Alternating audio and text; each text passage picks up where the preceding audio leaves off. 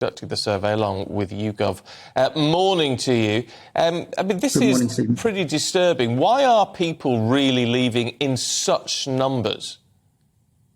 Well, our studies suggesting, the YouGov study, is that a lot of this is obviously down to cost of living, as you was already saying.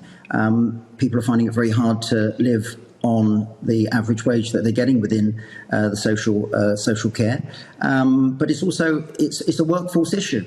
So we have a lot of people are leaving because simply they can't take the work that they've got because they aren't able to provide the type of care that they joined the social care sector to provide. So a lot of it is all around recruitment and retention of staff, and a lot of that, I'm afraid to say, comes down to how much we're paying them.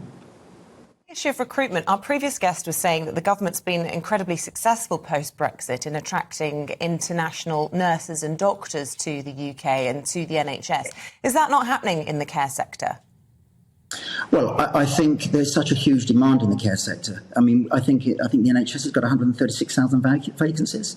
It's a huge amount of vacancies, just the NHS. Social care sector has got that as well. I think 84% of care home establishments that we spoke to have a recruitment crisis. So we can recruit from abroad if it's an ethical way. Of course, there are some countries that you wouldn't really want to recruit because you're taking away the intellectual capital and the skills with that country. But there are countries you can, and it can be effective. But this is something that we're not going to be able to plug long term by just recruiting people from abroad.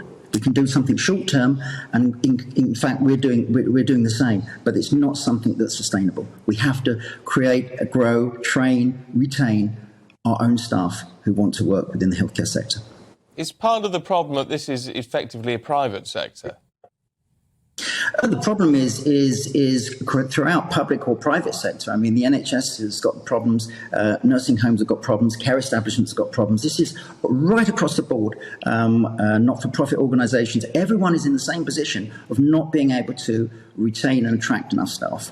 That's generally speaking. We as an organisation are very lucky and fortunate, because there are people who do want to join, but you have to create the right environment, you have to pay them right, training, education, support, mental health support, very, very important, and that's something that we're doing as an organisation. I mean, last week we had over 5,500 applications to join us, so there are people who want to join.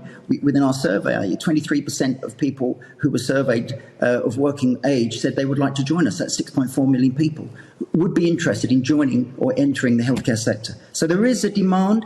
We need to find the right way of retaining and retention, because we've got a lot of people leaving as well.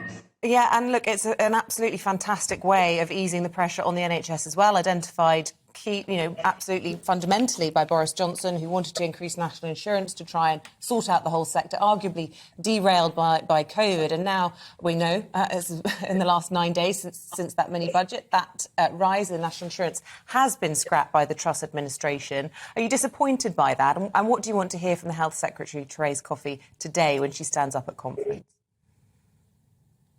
The social care sector and the NHS need more money. I know no one likes to keep hearing about that, but it needs more money. It's underfunded. But also, I think there are opportunities to redistribute where the money is being spent.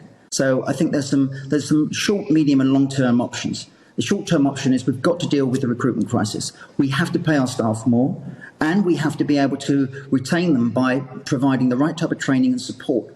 Once we're starting to do that, I think medium and longer term, we need to look at how we're looking after people. We know 1 in 7 beds in the NHS are filled with people who shouldn't be there. That's £5 million a day. It's about 1.6 billion a year.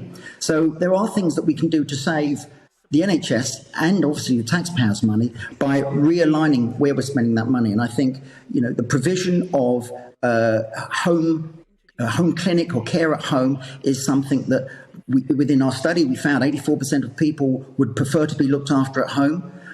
So there's a lot of opportunities where we can maybe move people out of the hospital, and even where procedures where you would normally have procedures in a hospital, you could have those procedures at home with new technology now. The technology is available now. So we could provide a lot of care in the home. So perhaps instead of building hospitals and bricks and mortar, we could actually spend that money on treating people. And I think it's a big turn and it's a big change from an organisation that's, the NHS, of course, looking traditionally have been building hospitals that's the future. But I think the future now is going to be very much at home. I know people are talking about it, but there needs to be real concerted action now to transition over. We know that by 2034, the requirement of social care is going to grow by over 27%.